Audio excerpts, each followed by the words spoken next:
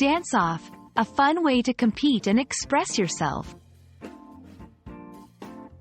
Hello, everyone. Welcome back to our English language learning channel. Today, we have a very exciting topic to discuss, the phrase, dance off. This is a term you might have heard in movies, TV shows, or even in real life. But what does it mean exactly? And how can you use it in a sentence? Well, worry not. We are here to break it down for you. Let's get started. A dance-off is a competitive situation in which two or more people try to outdance each other. Think of it as a battle, but instead of fighting, people are dancing. It's a fun and energetic way to show off your dance moves, and it's often done in a light-hearted manner. Participants take turns dancing, and the goal is to dance better than your opponent.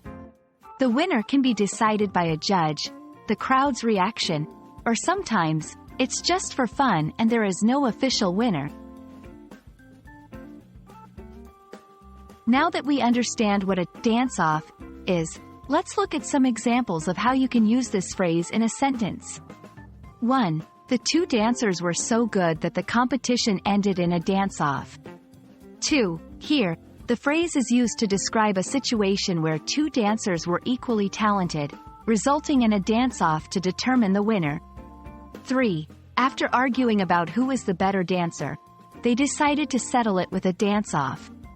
4. In this example, the phrase is used to describe a situation where a dance-off is used as a fun way to resolve a disagreement. If you ever find yourself in a dance-off, here are some tips to help you succeed. 1. Be confident. Confidence is key in a dance-off. Even if you're not the best dancer, showing confidence can make your performance stand out. 2. Have fun. Remember, a dance-off is supposed to be fun. Don't take it too seriously and enjoy the moment. 3. Show off your best moves. This is your time to shine. Make sure to show off your best dance moves. And that's a wrap on today's lesson about the phrase, dance off. We hope you found this video helpful and entertaining. Remember, language learning is all about practice, so don't be afraid to use this new phrase in your conversations. Thank you for watching, and we'll see you in the next video. Happy dancing, everyone!